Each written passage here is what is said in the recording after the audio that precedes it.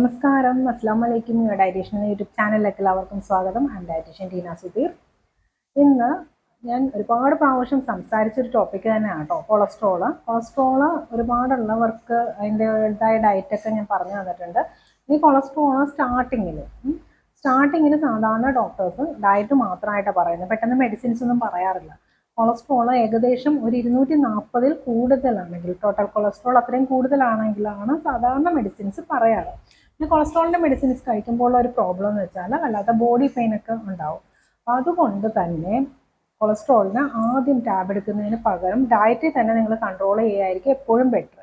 Starting cholesterol ആണെങ്കിൽ diet കൊണ്ട് തന്നെ അത് ക്യൂർ ചെയ്യാനായിട്ട് സാധിക്കും. എന്തൊക്കെയാണ് ഡയറ്റിൽ ശ്രദ്ധിക്കേണ്ടതെന്ന് ഞാൻ പറഞ്ഞു തരാം. നിങ്ങൾ എന്താ ചെയ്യേണ്ടതെന്ന് വെച്ചാൽ കംപ്ലീറ്റ് ഫാറ്റുള്ള ഒരുപാട് മെഴുക്കുള്ള സാധനങ്ങൾ ഒഴിവാക്കാം. നമുക്ക് കോമൺ ആയിട്ട് അറിയാവുന്ന കാര്യം തന്നെയാണ്, വെളിച്ചെണ്ണയാണ് എപ്പോഴും ബെറ്റർ യൂസ് ചെയ്യാനായിട്ട്. കാരണം നമ്മൾ മലയാളികളാണ്, നമുക്ക് കോമൺലി അവൈലബിൾ ആയിട്ടുള്ള ഓയിൽ എന്ന് പറയുന്നത് കോക്കനട്ട് ഓയിലാണ്. അതുകൊണ്ട് തന്നെ കോക്കനട്ട് ഓയിൽ യൂസ് ചെയ്യാം. പക്ഷെ ഉപയോഗിക്കുമ്പോൾ എന്തെണ്ണയാണെങ്കിലും ഒരു ദിവസം 3 സ്പൂണിൽ കൂടുതൽ ആകാൻ പാടില്ല അതിൻ്റെ ക്വാണ്ടിറ്റി എന്ന് പറയുന്നത്. പച്ചക്കറികൾ എന്ത് വെക്കുവാണെങ്കിലും മിക്ക ഒരു എണ്ണയിലിട്ട് ഇങ്ങനെ വഴറ്റി വെക്കുന്ന ഒരു രീതിയുണ്ട്, അങ്ങനെ ചെയ്യാൻ പാടില്ല. കുറച്ച് വേവിച്ചിട്ട് ജസ്റ്റ് ഒന്ന് താളിച്ചൊഴിക്കുക, അത്ര മാത്രം ചെയ്താൽ മതിയാവും. പിന്നെ കോക്കനറ്റിൻ്റെ ഉപയോഗം ഒന്ന് നിയന്ത്രിക്കാം. കോക്കനറ്റ് ഇപ്പോൾ മീൻ കറിയൊക്കെ തേങ്ങ അരച്ചുള്ള കറികൾ ഉപയോഗിക്കണമെന്ന് നിർബന്ധമുള്ളവർക്ക് സ്വല്പം തേങ്ങ അരയ്ക്കാം, കാരണം ഫൈബർ ഉള്ളതുകൊണ്ട്. തേങ്ങ പാല് പിഴിഞ്ഞുള്ള കറികൾ ഒന്ന് ഒഴിവാക്കുന്നതായിരിക്കും നല്ലത്. അതായത് മുളക് ചാറാണ്, ഇപ്പോൾ മീൻ കറിയൊക്കെ വെക്കുകയാണെങ്കിലും മുളക് കറി ആയിട്ട് വെക്കുന്നതായിരിക്കും എപ്പോഴും നല്ലത്. ഇനി മുട്ട കഴിക്കാമോ എന്നുള്ളൊരു സംശയമുണ്ട്. മുട്ടയുടെ ഉണ്ണിയോടുകൂടിയും ഉള്ള മുട്ട നമുക്ക് യൂസ് ചെയ്യുന്നതുകൊണ്ട് പ്രോബ്ലം ഒന്നുമില്ല. ആഴ്ചയിൽ ഒരു 2-3 മുട്ട യൂസ് ചെയ്യാം, ഹോൾ എഗ്ഗ്. ഇനി ഡെയിലി നിങ്ങൾക്ക് മുട്ട ഉപയോഗിക്കണമെന്നുണ്ടെങ്കിൽ എഗ്ഗ് വൈറ്റ് ഉപയോഗിക്കാം. അതുകൂടാതെ ആഴ്ചയിൽ 3 ദിവസം എഗ്ഗ് യോക്ക് ഉൾപ്പെടെയുള്ള എഗ്ഗ് ഉപയോഗിക്കാം. ബാക്കിയുള്ള ദിവസങ്ങളിൽ എഗ്ഗ് വൈറ്റ് മാത്രം ഉപയോഗിക്കാം. ഡയറ്റ് എപ്പോഴും വെൽ ബാലൻസ്ഡ് ആയിരിക്കാനായിട്ട് ശ്രദ്ധിക്കുക. ബാലൻസ്ഡ് ഡയറ്റ് ആകുമ്പോൾ തന്നെ നമുക്ക് ഇങ്ങനെയുള്ള പ്രോബ്ലംസ് ഒക്കെ കുറഞ്ഞോളും.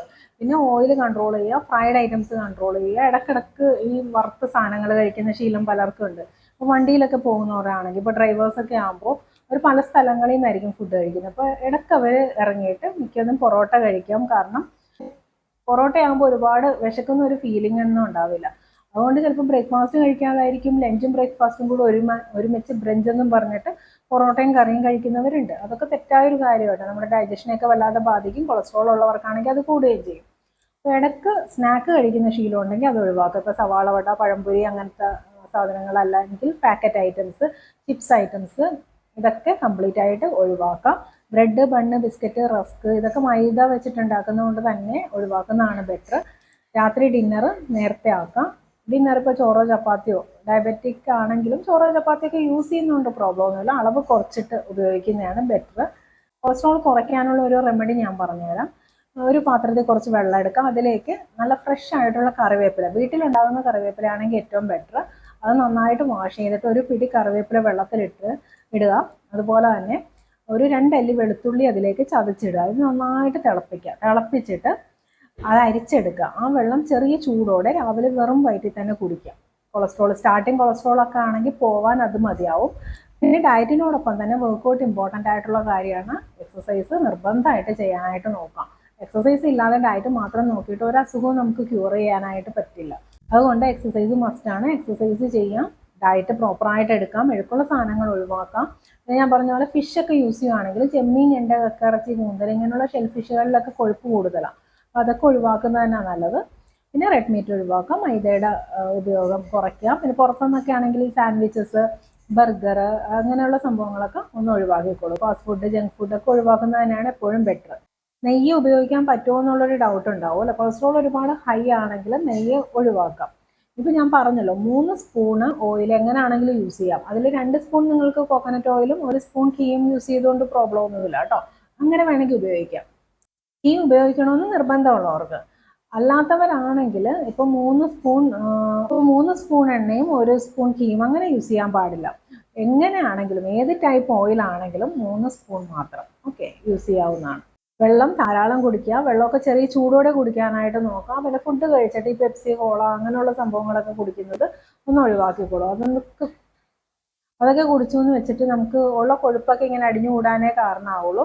അപ്പോൾ അതുകൊണ്ട് എപ്പോഴും ഭക്ഷണം കഴിച്ചതിന് ശേഷം ചെറിയ ചൂടോടെ വെള്ളം കുടിക്കുന്നതായിരിക്കും കുറച്ച് നല്ലത്. പിന്നൊരു ഡൗട്ട് ഉണ്ടാവുക ബിരിയാണി നെയ്ച്ചോറൊക്കെ കഴിക്കാവോ എന്നായിരിക്കും. ഒക്കേഷണലി യൂസ് ചെയ്യുന്നതുകൊണ്ട് കുഴപ്പമൊന്നുമില്ല.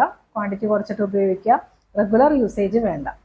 കേക്ക്, പേസ്ട്രീസ്, അതുപോലെ സ്വീറ്റ്സ്, മധുരമുള്ള സാധനങ്ങളൊക്കെ ഒഴിവാക്കുക കേട്ടോ. ഇപ്പോൾ ചായയൊക്കെ കുടിക്കുകയാണെങ്കിൽ നിങ്ങൾ പഞ്ചസാരയുടെ ഉപയോഗമൊക്കെ ഒന്ന് ഒഴിവാക്കി കഴിഞ്ഞാൽ പെട്ടെന്ന് കൊളസ്ട്രോൾ ഡൗൺ ആവും.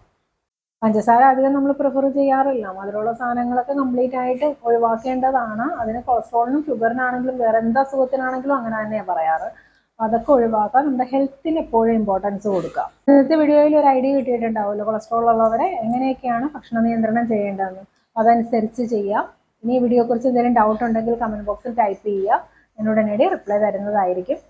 ഇന്നത്തെ വീഡിയോ എല്ലാവർക്കും ഇഷ്ടമായെന്ന് കരുതുന്നു. ഇഷ്ടമായെങ്കിൽ ലൈക്ക് ചെയ്യുക, ഷെയർ ചെയ്യുക, എൻ്റെ ചാനൽ സബ്സ്ക്രൈബ് ചെയ്യാൻ മറക്കരുത്. നന്ദി, നമസ്കാരം.